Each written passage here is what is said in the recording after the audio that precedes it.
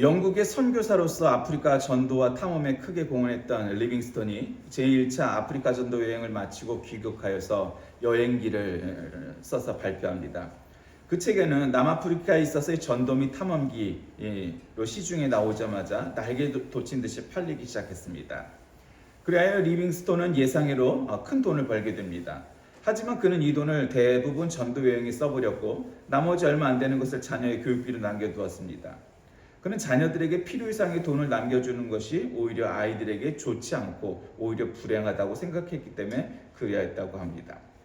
오늘은 사순절 제 세 번째 주일입니다. 이제 사순절기 동안 우리는 여러 가지를 생각하게 되는데 그 중에 하나가 바로 오늘 읽은 본문에 있는 요한복음 2장의 이 6월절 기간 이후에 성전에 가신 이제 예수님의 모습입니다.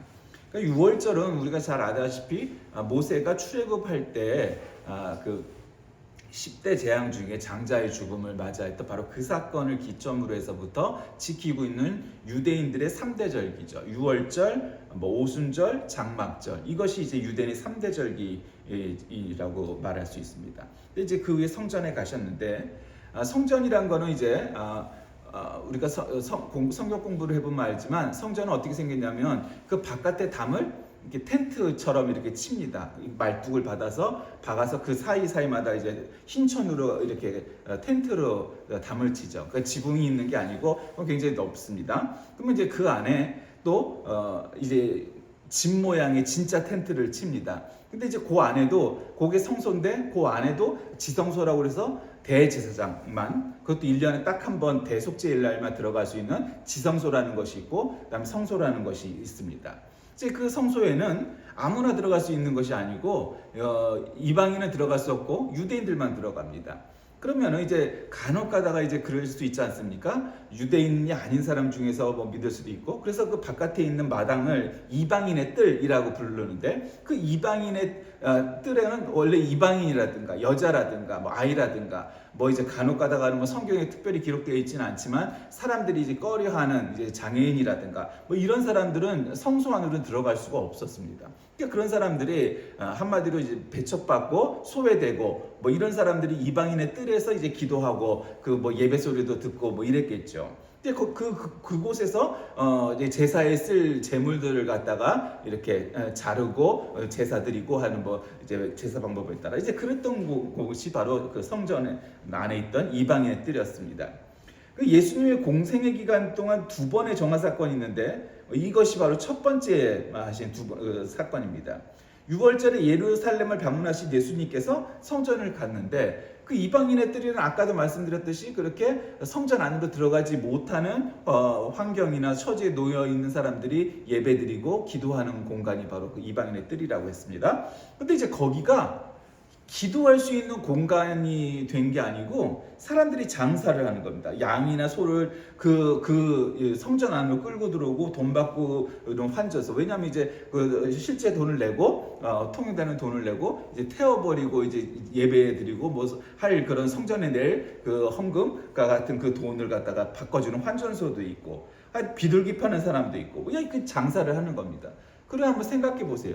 우리가 지금 보통 오늘 한국의 교회당이 이제 마당이나 주차장 같은 데다가 막 양이나 소나 뭐 비둘기나 이런 짐승을 파는 사람들 여러 교회와 쓸 물건들을 이렇게 냅다 파는 사람들이 이렇게 쭉 있다고 생각해 보세요.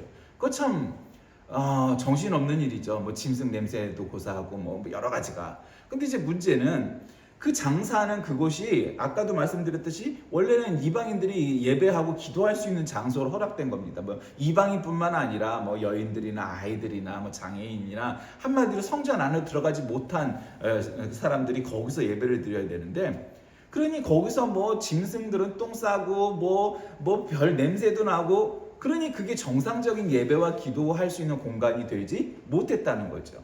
예수님이 딱 가니 이방인의 뜰에 그렇게 장사치들이 있었던 겁니다. 이제 거기서 예수님께서 노끈으로 채찍을 만드셔서 양이나 소를 다 내쫓으시고 그 전부 다 정리를 하시면서 아주 크게 화를 내서 다 내쫓았다는 거죠. 그러니까 제자들이 성경 말씀에 주의전을 사모하는 열심히 나를 삼키리라 한 것을 기억하더라. 그래서 뭐 이렇게 하니까 유대인들이 예수께 말하고 네가 이런 일을 행하니 무슨 표적을 우리에게 보이겠느냐. 그러니까 이제 뭐라고 대답하냐면 이 성전을 헐라 내가 사흘 동안 일으키리라. 그러니까 야 46년 동안 이렇게 만든 건데 네가 어떻게 이거를 3일 만에 다시 짓겠다고 하는 거냐. 그러니까 예수님께서 말씀하신 것은 성전은 자기 육체, 예수님의 육체를 말씀하신 것이다. 뭐 이런 얘기가 이제 오늘 줄거리입니다. 성전 청결 사건, 성전 정화 사건, 성전 성결 사건, 뭐 여러 가지로 뭐 부르지만 어쨌든 성전을 갖다가 깨끗이 치워버렸다라는 사건이죠. 이 사건의 앞에는 가나 혼인 잔치에서 포도주가 떨어져서 물로 포도주를 만든 사건이 있었습니다. 이게 그 이후의 일입니다. 우리가 아다시피 가나의 혼인잔치라는 것은 예수님께서 이 사람들에게 사실은 원래는 뜻하지 않으셨지만 어머니 마리아의 부탁으로 거기서 물로 포도주를 바꾸는 그런 기적을 보여주시면서 표적을 보여주시면서 드러내지 않으려고 했는데 드러나셨다는 거죠. 그리고 또 그럼으로써 이제 예수님이 비범한 분이구나, 최소한 사람들은 그렇게 알게 되었죠. 그리고 나서 바로 이 성전을 가셨는데 성전이라는 게 예배당이라는 게 어떤 겁니까? 사원이라는 게 어떤 곳입니까? 어느 종교를 막론하고 사원이라는 것은 경건하고 뭐 이런 느낌이 되는데 뭐 모든 종교가 다 그렇진 않죠. 뭐 힌두교나 불교 사원들을 가면은 요란하기도 하고 뭐 화려하기도 하고 그 앞에 장사하는 사람들도 많고 뭐 보통 그렇잖아요. 그러니까 어쨌든 그런 분위기가 아니었다는 거죠. 그래서 예수님께서 노끈으로 그것들을 전부 다 치워버리셨어요. 그냥 분노하셨어요. 가끔 사람들은 예수님 뭘 또 그렇게까지 노끈으로 채찍을 들어서 노끈으로 채찍을 들어서 사람들을 때렸다는 얘기가 아니에요. 짐승들은 또 자기 주인도 있고 뭐 그러니까 그거를 어떻게 내쫓겠어요. 그래서 채찍으로 이리야 뭐 이러면서 이렇게 말이나 뭐 소도 이렇게 말들게 하죠. 그랬다는 거지. 또 가끔은 옛날에 채찍으로 뭐 사람을 때렸다 뭐 이렇게 말하는 사람인데 그렇진 않습니다. 어쨌든 짐승을 내쫓을 때 노끈으로 그러셨다는 거예요. 이런 사건을 보고 참 예수님 성질 참 있으시네 뭐 이렇게 생각하는 사람도 있죠. 근데 문제는 이 사건이 앞서 있었던 가나의 혼인잔치에서 물이 포도주가 변화되는 사건도 있었고 또 뭐 여러 가지가 있죠. 예수님께서 6월절에 예루살렘에 계시면서 표적을 행하시는 일들이 이 이후에도 이제 많이 나타납니다. 그런데 사람들은 참 교묘히도 악마성을 갖고 있는 것 같아요. 사람들이 하나님은 눈에 보이지 않으니까 눈에 보이면 믿을 거야, 아니면 나에게 정말 기적적인 일이 생기면 나는 믿을 거야, 이런 생각들을 주로 합니다. 그래서 정말 뭐 일생을 살다 보면 그런 일이 한두 건 없는 사람이 있겠습니까? 사실은 이건 정말 행운이야 라고 표현을 하든 이거는 정말 바라지도 못했는데 이런 엄청난 일이, 이런 행운이, 이런 성공이, 이런 승리가 나에게 와서 일생을 살다 보면 뭐 얼마나 대단한 건 뭐 따지지 않더라도 한두 번 정도는 참 빛나는 순간이 오게 돼 있죠. 이제 문제는 그런 기적, 내 병이, 죽을 병이 나았다 그러면 할렐루야, 그날로부터 밖으로 나가서 뭐 전도하고 막 그냥 뭐 열심히 신앙생활하고 그럴 것 같죠? 인간이라는 존재는 그렇지 않습니다. 가끔 그 자유의지에 대해서 생각할 때마다 가끔 그런 질문을 하는 사람들이 있어요. 아니 왜 하나님 우리에게 자유의지를 주셔서 그냥 순하게 자유의지 없이 그냥 일요일 되면 주일 되면 교회 가서 예배드리고 그냥 자유의지도 없이 그냥 말씀 따라 살게만 그거는 짐승이지 인간이 아니잖아요. 우리는 하나님의 형상대로 지음을 받았기 때문에 동물들처럼 그렇게 본능대로 사는 존재가 아니고 자유의지를 갖고 있어요. 왜냐하면 하나님은 당연히 의지를 가지신 분이거든요. 그러니까 그 의지가 있기 때문에 의지를 가지고 지가 선택을 해야 되는 것이지, 자기가 나는 뭐 교회 다니고 있어도 교회 안에 있어도 교회 클럽 회원이지 나는 신자 크리스찬 아니야 라고 한다는들 그걸 뭐 어떻게 하겠어요. 말을 신의 물가로 끌고 갈 수 있지만 물을 먹는 건 지가 할 일인 거예요. 그 자유의지라는 건 그래서 중요한 거예요. 왜? 내가 예배당 안에 있고 혹은 내가 교회 멤버십을 갖고 있고 내가 교회 신자고 그게 문제가 아니라 참된 크리스천이 되기 위해서는 교회 안에 있어서 모든 것이 해결되는 것이 아니고 자기의 의지가 예수님이 나를 구원하셨어라는 확신과 믿음을 자유의지로 선택하고 본인이 주님을 영접해야 되는 것이지, 안 그러면 아무 소용없는 거예요. 내가 부자가 되고 성공하고 일생에 한 번쯤 있을 법한 큰 승리를 맞이하면 야, 나는 예수 믿을 거야? 천만에만 있어. 그런 일도 있지만 그게 오래가지 않아요. 그런 기적이. 죽었다 살려내면은 막 일생을 자기 직업도 버리고 그냥 복음 전도로 아프리카로, 동남아로, 뭐 러시아로, 중남미로 떠날 것 같죠? 안 그래요. 인간은 그런 존재가 아니에요. 얼마 시간이 지나면 어떻게 생각하냐면, 아니야, 그래도 내가 조금은 잘났고 내가 능력이 있어서 내가 이렇게 성공한 걸 거야. 그러다가 그 퍼센테이지가 점점점 커져서 나중에는 하나님의 은혜 따위는 없어져 버리고 내가 잘나서 이렇게 된 거야. 이렇게 변해갑니다. 그게 인간입니다. 안 믿는 자들은 뭐 말할 것도 없고 예전역에, 크리스찬들도 마찬가지입니다. 그게 인간입니다.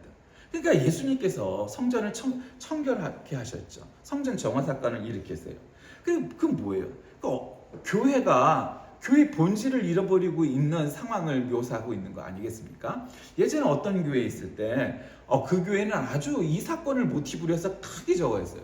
그래서 그 교회는 굉장히 조금 이렇게 좀 보수적인 성향이 강했던 교회인데, 그 여전도에서 무슨 사건이 있었는지 제가 잊어버렸는데, 무슨 사건 때문에 우리가 바자회를 해갖고 온 여전도회가 힘을 합쳐 바자회를 해서 그것에 이제 후원을 하기로, 헌금을 하기로 그렇게 했더니 담임 목사님이 한순간에 그냥 잘랐어요. 왜? 교회는 장사하는 데가 아니라는 거죠.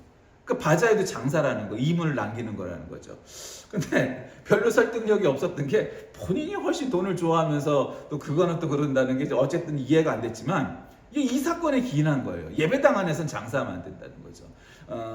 근데 이제 그거는 너무 이제 원리주의적인 측면이고, 아니, 여전도회가 바자회 해갖고 그걸로 해외 선교에 쓸 수도 있는 거고, 뭐 국내 긍휼 사업에 쓸 수도 있는 것이고, 뭐 여러 가지 좋은 일에 쓸 수 있는 거죠. 그게 뭐 나쁜 일이겠어요? 참기름, 좋은 참기름 짜다가 팔아서 그걸로 할 수도 있는 거죠. 그리고 또 뭐 안 입는 옷 서로 갖다가 이렇게 아나바다 해갖고 뭐 하면 좋은 일이죠. 그 장사를 목적으로 해갖고 1년 내내 장사를 한다면 그거는 문제겠지만, 교회에서 얼마든지 바자회 해갖고 그거를 좋은 곳에 이렇게 쓰면 좋은 일인 거예요. 물론 이제 가끔 어떤 사람들은 100% 여전도회가 다 가져야 된다고 우기는 여전도 회원도 가끔은 보지만, 그건 장사를 하는 것이고, 좋은 일을 하기 위해서 일부는 여전도회 수익으로, 일부는 해외 선교로, 뭐 이런 식으로 나눠서 한다면 그건 좋은 일이죠.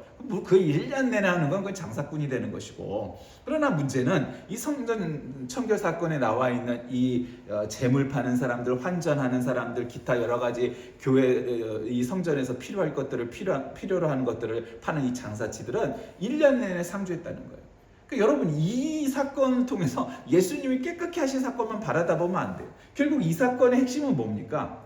그 사람들이 거기서 장사할 때 그 장사를 하기 위해서 무료로 와서 그냥 어려운 사람들이니까 저 사람들은 장사를 해도 먹고 살아라 이렇게 했겠습니까? 그런 일은 없습니다. 이 사람들도 다 렌트비를 내고 돈을 내고 그 성전에다가 돈을 내고 들어와서 장사를 하는 거란 말이에요. 그러니까 그 이야기는 그 성전에서 뭐 그 레위 지파 중에 그런 것들을 관리하는, 요즘으로 말하는 관리 집사 같은 사람이 그거를 갖다가 대제사장한테 허락을 받은 다음에 자기가 돈을 받아서 제사장들에게도 돈을 돌리면서 우리가 이거 장사를 허락해 주는 대신에 이거를 렌트비를 받기로 했습니다. 월세를 받기로 했습니다. 아니면 토요일마다 안식일마다 받기로 했습니다. 뭐 그랬겠죠. 그러고는 이제 돈을 받아서 그렇게 그 장사하는 사람들한테 그 이방인들을 제공했을 겁니다.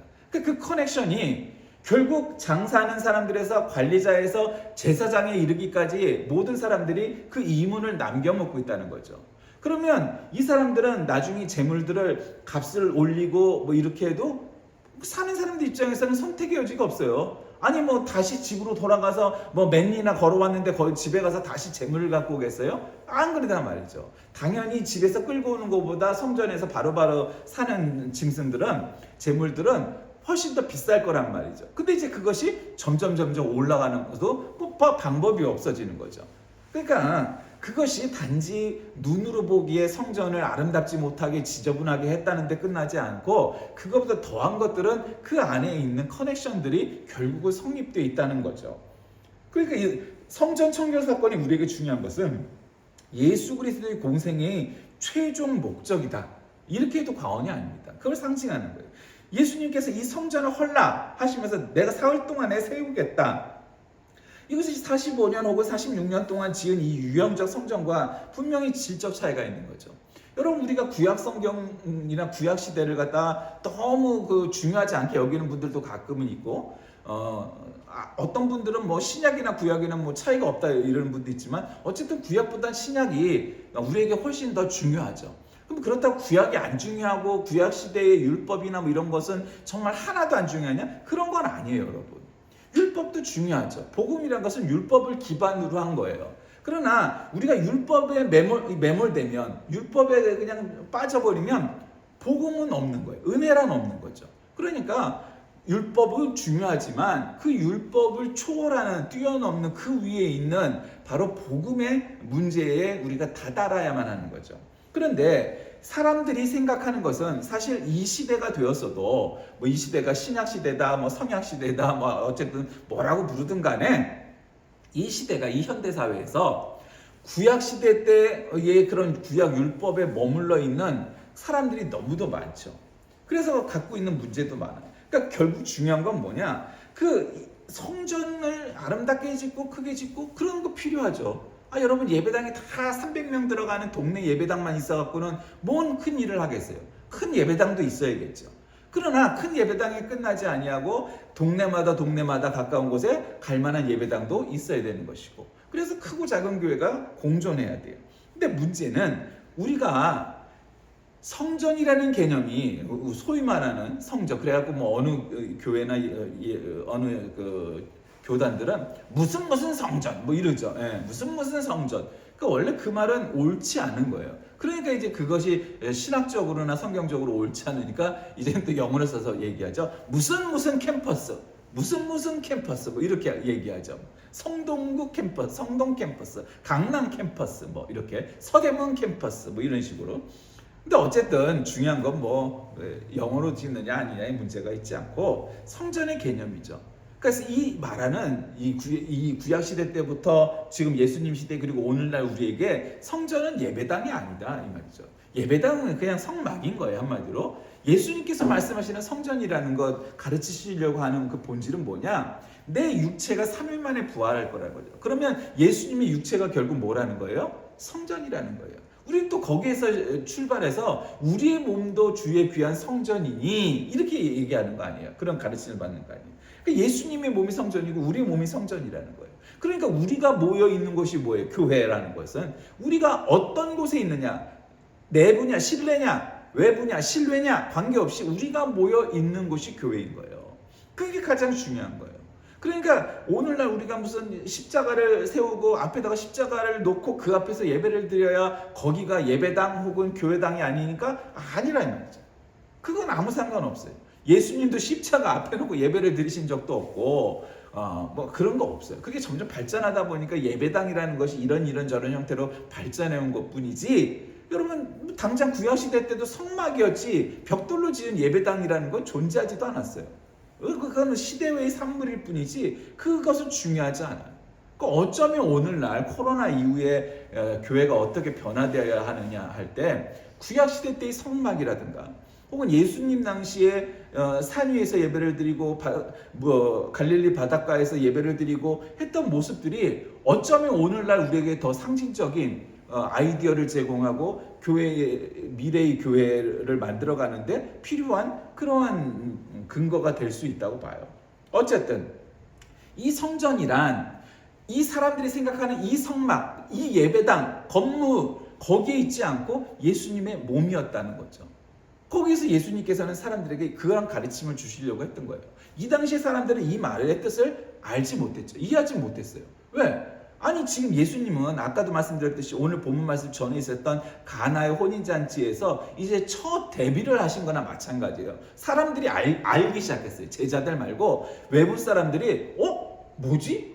아니 어떻게 포도주가 다 떨어졌는데 예수님이라는 사람이 저 마리아의 아들이 뭐 그땐 예수님도 아니죠. 마리아의 아들이 갑자기 기도하더니 물 항아리가 포도주 항아리가 돼버렸어요. 아니 사람들이 생각해 보세요. 뭐 성경에 그렇게 디테일하게 써 있지 않지만 물 항아리와 포도주 항아리가 똑같은 모양이었겠어요? 되게 그렇게 안 만들 거야. 왜? 물 항아리는 물 항아리의 모양이 있고 포도주 항아리는 포도주 항아리의 모양이 따로 있지. 왜 그래야 밖에서 봐도 이게 물 항아리야 이게 포도주 항아리야 이렇게 구분하기 좋으니까. 근데 누가 봐도 이거 물 항아리인데 그 물 항아리에서 포도주가 나왔는데 그 포도주가 아까 거보다 더 좋아서 신랑을 칭찬했다. 뭐 그런 얘기가 나오잖아요. 그러니까 그 가나의 혼인잔치에서 예수님께서 사람들에게 짠 하고 등장하셨다고 해도 과언이 아니에요. 예수님의 뜻도 아니고 아직 때가 아닙니다 어머니 이렇게 했음에도 불구하고 어쨌든 팩트는 예수님이 사람들에게 첫 모습을 이렇게 딱 데뷔를 한 거예요. 그리고 나서는 성전에 들어가셨는데 이게 또 그래서 예수님이란 분이 또 한 번 두 번째 등장하는 거죠. 첫 번째가 혼인잔치이고 두 번째가 성전에서 나타나신 거예요. 그 사람들에게는 혼인잔치에서 봤던 저 청년 저 사람이 성전에 와서 성전을 갖다가 말끔히 치워버렸대 이런 거죠. 근데 그렇게 성전에서 성막에서 그렇게 막 장사를 하는 모습을 보고 정말 성막에서 이렇게 우리를 위해서 양과 염소와 비둘기와 환전과 이런 것들을 해주니까 너무 편하고 좋다 이랬겠어요? 그래 안 그랬을 거라고. 여러분 편리를 생각한다면 꼭 이방인의 뜰에서 그렇게 해야 될까요? 그렇지 않아요. 성막 그 바깥에 입구에서 우리가 저 동남아 불교 사원을 가보세요. 관광을 가서 그 불교 사원 앞에 막 꽃이니 뭐니 파는 거 사원 이 문서부터 쭉 있잖아요. 그렇죠? 힌두교도 그렇죠. 장사는 어디서 하는 거예요? 성전 안에서 하는 거예요? 아니에요. 성전 입구서부터 보면 쭉 가게들이 있어요. 힌두교 사원이나 불교 사원이나 쫙 있어요. 그렇죠? 그래서 사람들이 꽃을 사고 뭘 사고 이렇게 해갖고 이렇게 곡물을 사갖고 그 사원에 가갖고 자기가 모시는 신한테 이렇게 드리고 뭐 이렇게 기도하고 오는 것이 일반적인 종교 패턴이잖아요. 그러니까 지금 성전 안에서 장사를 했다는 것은 누가 봐도 이건 상식에서 어긋나는 거예요. 그렇죠? 말이 안 되잖아요. 그 성막 그 바깥에 줄을 이렇게 쭉 서고 사람들이 예배 드리러 제사 드리러 가는 길에 저 양이 정말 건강하고 정말 깨끗하고 좋으니 예배 드리기 좋은 양이다. 이렇게 해서 사가는 게 정상이지. 왜 예배당 안에 성전 안에서 장사를 하느냐? 그건 누가 봐도 말이 안 되는 얘기예요.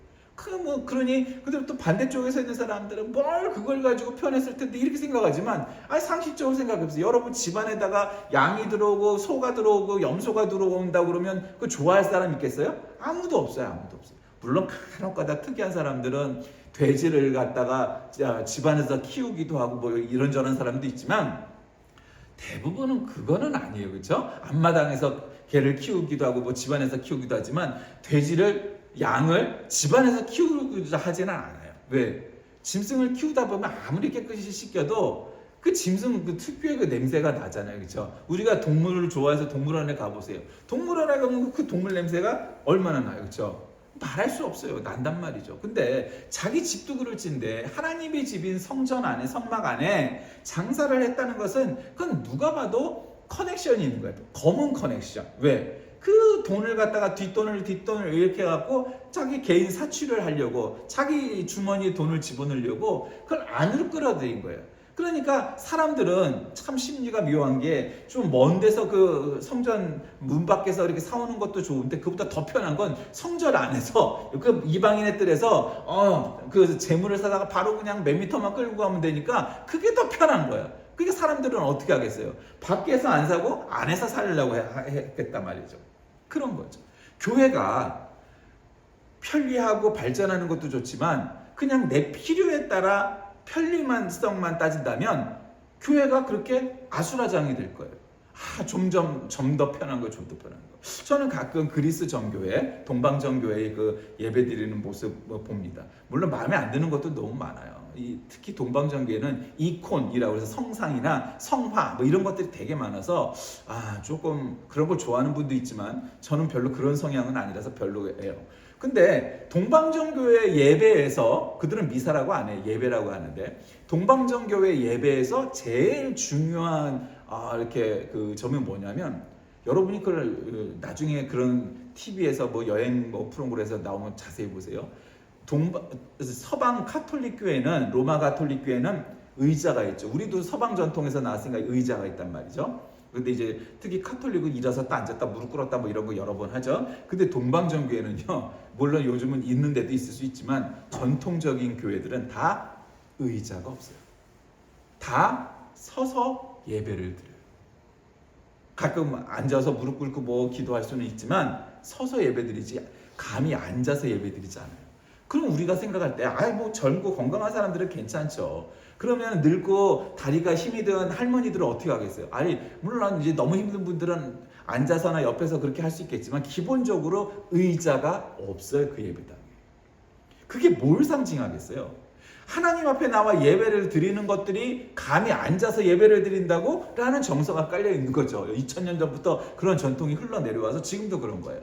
그게 정말로 본질적이고 옳은 거냐? 그거는 아니라고 생각해요. 그러니까 동방전 교회가 이 서방 전통과 다른 두 가지가 있는데, 예배에 있어서 그렇게 의자가 없어요. 또 하나는 뭐가 없는 줄 아세요? 악기가 없어요.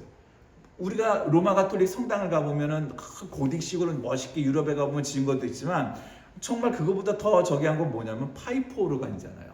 악기를 파이프 오르간으로 뱅 하면서 막 그냥 그레고리안 성가 같은 거 나와 보세요. 그러면 은혜스럽죠. 은혜스러워요. 멋있어요.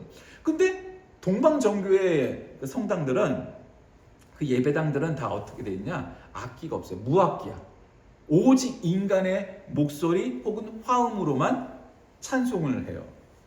그게 굉장히 본질적이죠. 서방교회에 비해서. 그럼 서방교회는 틀렸고 동방교회가 옳으냐? 그렇게 말할 수는 없어요. 그러나 동방교회의 어떤 장점과 그런 것들도 분명히 있잖아요, 우리는. 그러니까 그걸 알게 되는 거죠.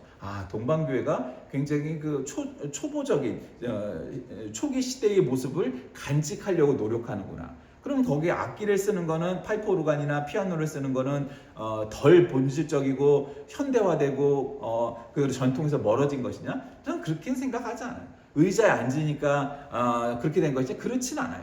그렇다고 해서 발전과 현대화를 미룰 필요는 없지만, 그것과는 이건 다른 차원의 문제라는 거죠. 교회가 아주 순수하게 장사를 하기 시작을 하는 거죠. 순수하게. 가끔 큰 교회 가보면은 교회 식당에서 돈을 내고 밥을 먹어야 되는 식당들도 있죠. 서점도 있죠. 뭐 여러 가지 물건들을 파는 그런 큰 대형 예배당이 있어요. 그런 교회가. 그게 다 틀렸느냐? 그렇게 말하기는 어려워요. 문제는 뭐냐? 거기서 신자들의 편의에서 성경도 팔고 신앙 서적도 팔 수 있죠. 문제는 그 돈이 어디로 흘러들어가냐가 중요한 거지. 그거예요. 그러나 오늘 여기는 이것이 뭐 이걸 받아서 예수님이 그 돈을 받은 것도 아니고, 다 사람들이, 제사장들이 다 돈을 갖다가 받아먹고 그 성전을 지저분하게 한 거죠. 그러니까 사실은 짐승의 똥이 성전을 더럽힌 것이 아니고, 그 인간의 욕심과 죄가 성전을 더럽혔다고 보는 것이 더 맞다는 겁니다. 말씀을 정리합니다. 저는 오늘 이 성전 청결 사건을 중심으로 해서 말씀을 나눴습니다. 그런데 오늘 이 본문의 마지막 부분에 가면은 21절에 예수는 성전된 자기 육체를 가리켜 말씀하신 거라, 이렇게 말씀을 하세요. 그러니까 우리는 여기서 뭘 생각합니까? 말씀을 기억해야 돼요. 예수님께서 하신 말씀은, 깨끗이 청소해. 물론 깨끗이 청소하는 건 좋은 일이죠. 중요한 거예요. 하나도 마땅한 게 나쁜 일이 아니죠. 그러나 외적인 것을 깨끗이 하는 것도 중요하지만 더욱 중요한 것은 뭐다? 나의 심령, 나의 성전된 우리의 몸과 영혼이 하나님 앞에 온전히 바쳐지는 그런 예배를 드리는 그런 신앙생활을 하는 사람이 되어야 된다는 거죠. 오늘날 교회가 무너지는 데는 여러 가지가 있지만 이 황금 만능주의 있죠. 교회가 그냥 혈안이 돼서 돈 하는 거, 그게 첫 번째가 되죠. 그러니까 그럴 때 교회가 사명을 감당하지 못하고 결국 교회가 부패하게 되죠. 가나의 혼인잔치의 표적, 성전 청결 사건, 여기서 예수님께서 첫 번째로 사람들 앞에 그리스도이심을 보이시기 시작을 해요. 물론 사람들은 아직 깨닫지 못하고 있지만, 예수님께서는 인간을 의탁지 아니하시고 스스로 능력을 해가심으로 자신이 메시아이심을 증거하십니다. 예수님이 아무 데서나 이렇게 크게 화를 내시고 이렇게 하지 않으셨어요. 그런데 여기서는 유독 그러셨어요. 왜 그랬을까요? 그만큼 성전을, 예배당을, 교회가 깨끗한 곳이어야 하고 그 본질에 충실해야 된다는 것을 보여주신 사건 아니겠습니까? 그 말씀을 기억하는 저와 여러분들이 다 되시길 주의 이름으로 기도하겠습니다. 살아계신 하나님, 성전 청결 사건을 통하여서 우리에게는 새로운 깨달음을 얻게 됩니다.